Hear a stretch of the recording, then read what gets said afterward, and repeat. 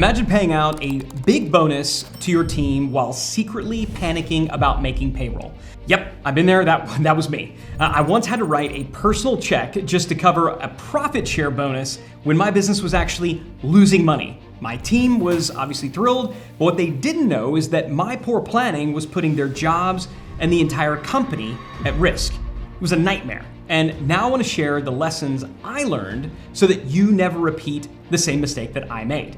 In this video, I'm going to specifically show you how to create an incentive compensation plan that both motivates your team and funds itself so that you never have the stress about making those payouts again. I'm even going to drop a link to a free incentive compensation calculator tool, the same one that we created, the same one that we use across all of my companies. Now, if you don't know me, my name is Ryan Deiss. My partners and I manage 17 companies across our $200 million holding group. So we know a thing or two about building teams, about managing cash, and about avoiding dumb mistakes. All great incentive plans have three traits in common. Number one, they need to be transparent. In other words, they need to be simple to understand and simple to calculate. It also needs to be aligned, which means it needs to encourage team behavior that matches the company goals. So we don't want an incentive plan that is pushing only for top line when we really want to drive profit margins. We need to make sure that whatever plan we put forth aligns the actions and activities, the motivations of the team with the goals of the company. And then third, and maybe most importantly of all, it needs to be self-funded. In other words, the incentive compensation, the profit sharing, it needs to be paid out of new growth, out of new revenue, not owner proceeds. You should not have to go into debt to pay out a profit sharing bonus plan. It just doesn't make sense. Now, let's break down the 5 steps to building an incentive plan that is transparent, that is aligned, and most importantly, that is self-funding. Step number 1, set a profit trigger. Bonuses should only kick in, and this is really important, after a set profit threshold is met so that your company's basic non-expense cash flow obligations are always covered. Businesses need to make a lot of payments that don't necessarily count against profit. So for example, tax savings, capital investment, retained earnings for stuff like R&D or just building up kind of a safety net. Debt payments, and most importantly, investor and owner payouts, including distributions to people like you. These are all examples of expenses, quote unquote, that hit your cash without necessarily hitting the bottom line of your P&L. And frankly, not understanding this is how I wound up cutting a really big bonus check when I was literally out of cash. What I should have done was look back at my profit over the previous 12 months and calculated how much of that was actually free and available to be shared. Had I done just some simple, quick, back-of-the-napkin math, I would have realized that I needed to set aside about $250,000 each quarter to cover my basic obligations to my stakeholders, including me. Yes, I wanted to keep getting a distribution, and you should too. There's nothing wrong with that. So here's what you need to do next. Look at your P&L and use last year's average quarterly profit to set your trigger. For example, if it costs you $150,000 per quarter to cover all your basic tax, reinvestment, and distribution obligation, then bonuses should start as soon as the company hits $150,001 in profit, and it shouldn't happen a penny sooner. Then review this trigger amount every 90 days and adjust it at least once a year. Not only does this ensure that you don't find yourself in a cash flow crunch like me, it also ensures you only pay bonuses on new profit, not existing profit. Step 2, decide the share of profit. So now that you have a profit pool established, it's time to choose what percentage of that profit after the trigger will go into the bonus pool. Now, 10 to 20% is a healthy typical range, but I've seen some companies go as high as 50%, depending on the number of employees included in the profit sharing pool and the number of other cash distribution obligations that need to be met. As a general rule, a motivating profit sharing plan will add an extra 5 to 15% over a typical employee's wage.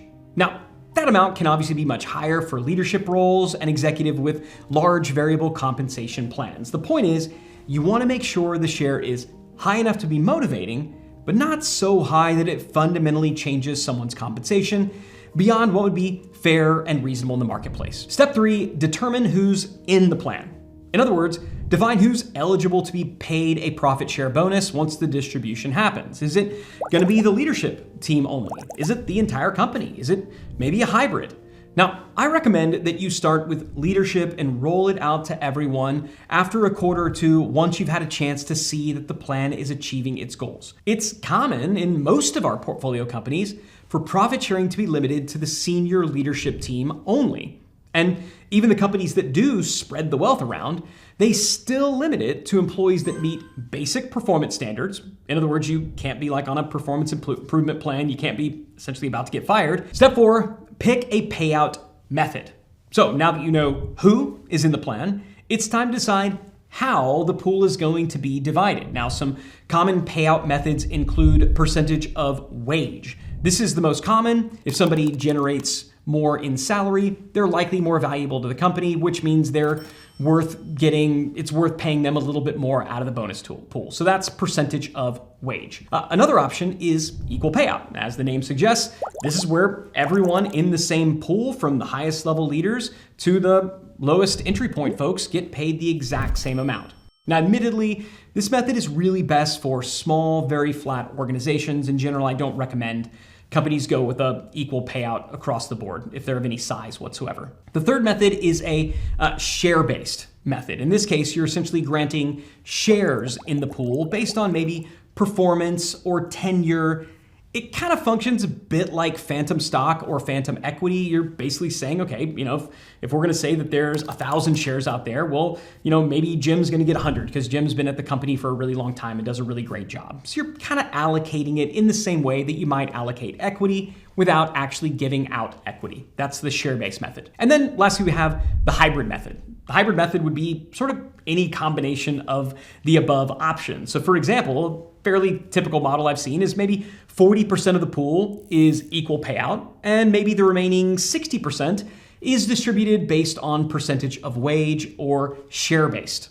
Now, our preferred method, the one that we go with probably 7 or 8 times out of 10, is the hybrid payout approach, where 60% of the payout is salary-based and the other 40% is equal. And we like this combination because it rewards both contribution and team cohesion. It kind of has this, there's the me money and then there's the we money. Step 5, choose the payout timing. Bonuses should feel regular enough to motivate, but not so frequent that they stress cash flow or that they stress kind of the administrative function. And that's why we recommend quarterly payouts with a 20% year-end holdback. So we're going to pay out quarterly, but we're going to hold back 20% of what would be paid out, and we're going to distribute that kind of at the end of the year. Now, why do we do this? And specifically, why quarterly? Well, in my experience, monthly may be motivating. People really like getting an extra check every month, but it requires a lot of administrative hassles. We also don't really love annual, because while annual is easier to manage,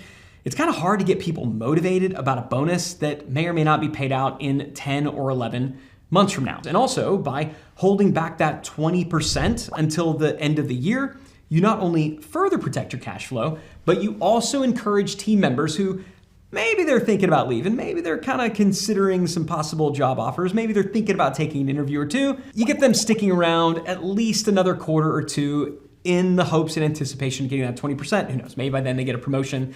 They realize what they would miss if they left. So I really like it. All right, so that is our process. And again, I want to be clear. We have a tool that can make it really easy to calculate all this stuff for you, so be sure to check the description for that. With that said, here's your action item for today. I want you to determine what is the profit trigger number. We want to make sure that up until X amount in profitability, that stays in the company, but the first dollar over that, we're going to be okay to distribute it. And what percentage over that amount, so that first dollar that comes out, what percentage of that would you feel good about sharing? My advice, start small, track results, maybe even kind of run it on paper ahead of time. Then and only then should you look to scale it out across your team. Now look, if you found this helpful, be sure to hit subscribe. Be sure to share this video with a fellow founder, a fellow CEO, and check out my next video for more tactical tips on how to scale your company without going broke or insane in the process. And oh yeah, again, don't forget to download our incentive-wise compensation calculator.